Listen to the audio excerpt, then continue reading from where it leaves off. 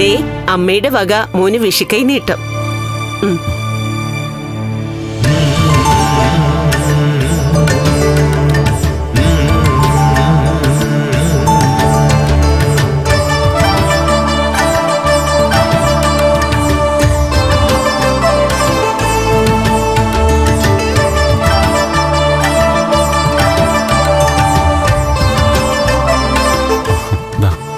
മൂത്തവർ ഇളയവർക്കാണ് വിഷുക്കൈനീട്ടം തരേണ്ടത്. തിരിച്ചത് പാടില്ല. എന്നാലും തന്നോളൂ.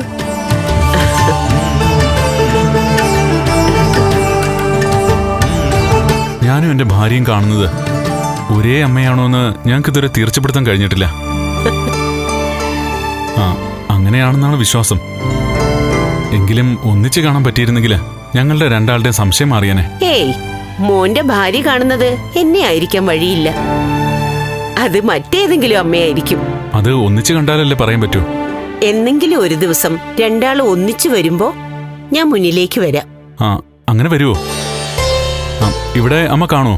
ഒന്നും പറയാൻ പറ്റില്ല. നാടോടിയാ. നാളെ എവിടെയാ പോകുന്നതെന്ന് എനിക്ക് പോലും നിശ്ചയില്ല.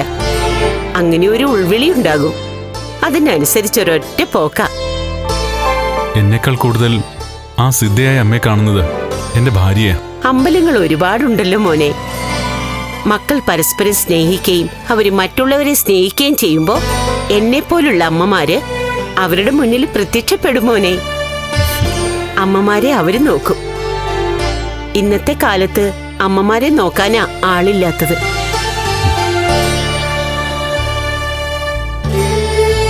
ഞാനും എന്റെ അച്ഛനും കൂടെ വൃശ്ചിക മാസത്തിലെ തൃക്കാർത്തിക ദിവസം കുടുംബക്ഷേത്രത്തിൽ നിന്ന് തൊഴുതിട്ട് ബുള്ളറ്റ് കയറി പോകുമ്പോഴാണ് ഞങ്ങൾക്കൊരു അപകടം ഉണ്ടായത്.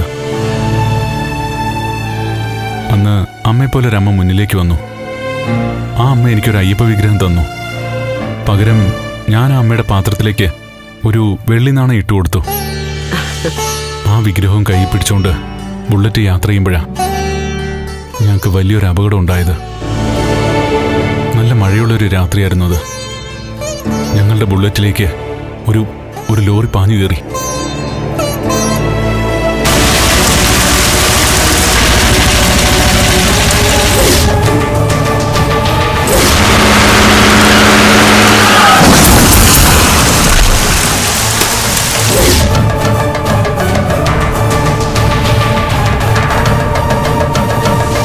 ആ അപകടത്തില്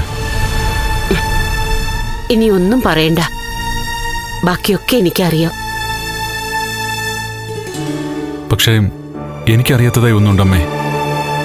അന്നെന്റെ കയ്യിൽ അയ്യപ്പ വിഗ്രഹം തന്ന അമ്മയും എന്റെ മുന്നിൽ നിൽക്കുന്ന ഈ അമ്മയും തമ്മിൽ വലിയ സാമ്യമുണ്ട്. ആ സംഭവം നടന്നിട്ട് എത്ര വർഷം കഴിഞ്ഞു മോനെ? അതൊരു 10-20 വർഷം കഴിഞ്ഞു. അപ്പൊ പിന്നെ ഈ അമ്മ ആ അമ്മ ആകുന്നത് എങ്ങനെയാ മോനെ? 20 വർഷത്തെ വാർദ്ധക്യം എന്തായാലും ആ അമ്മയ്ക്ക് കാണുമല്ലോ. ഇന്നിപ്പോ അവര് ജീവിച്ചിരിക്കണമെന്ന് പോലും ഇല്ല. പക്ഷേ ഇപ്പോഴെനിക്ക് നല്ല ഓർമ്മയുണ്ട്. തേജസ്സുള്ള മുഖവുമായി പുഞ്ചിരിയോടെ എന്റെ മുന്നിൽ നിന്ന ആ അമ്മയെ. അതേ രൂപത്തിലും ഭാവത്തിലുമാണ് ഇപ്പോ അമ്മ എന്റെ മുന്നിൽ നിൽക്കുന്നത്. അതാ ഞാൻ പറഞ്ഞത്, അമ്മമാര് ഒരുപാടുണ്ടല്ലോ. പിന്നെ അന്ന് ആ അമ്മ അയ്യപ്പ വിഗ്രഹം തന്നെങ്കിലേ അത് മോന്റെ രക്ഷയ്ക്ക് വേണ്ടിയിട്ടായിരിക്കും. എന്നിട്ട് രക്ഷപ്പെട്ടില്ലല്ലോ. എന്റെ അച്ഛൻ ആ അപകടത്തിൽ മരിച്ചില്ലേ? പക്ഷേ മോൻ അച്ഛനോടൊപ്പം പോയില്ലല്ലോ. അന്നു തൊട്ട് എന്റെ അരയ്ക്ക് താഴോട്ട് തളർന്നില്ലേ? ഞാൻ വീൽ ചെയറിലായില്ലേ? ഇപ്പൊ മോൻ വീൽ ചെയറിലല്ലോ. ഇപ്പൊ മോൻ ഒരിക്കലും കിട്ടില്ല എന്ന് കരുതിയതൊക്കെ കിട്ടിയില്ലേ? മോന്റെ സംസാരത്തിന്ന് നല്ലൊരു ഭാര്യയെ കിട്ടിയെന്ന് മനസ്സിലായി. അതൊരു വലിയ ഭാഗ്യല്ലേ മോനെ? അല്ല, അന്ന് അമ്മയൊരു അയ്യപ്പ വിഗ്രഹം തന്നു പറഞ്ഞല്ലോ. അതിപ്പോ എവിടെയുണ്ട്? അറിയില്ല. പിന്നെ എന്റെ ഭാര്യ വിവാഹശേഷം ഒരു അയ്യപ്പ വിഗ്രഹവുമായിട്ടാ വന്നത്. അന്നെന്റെ കയ്യിൽ നിന്ന് തെറിച്ചുപോയ ആ വിഗ്രഹവും ഇപ്പൊ എന്റെ വീട്ടിലുള്ള ആ അയ്യപ്പ വിഗ്രഹവും തമ്മിൽ നല്ല സാമ്യമുണ്ട്.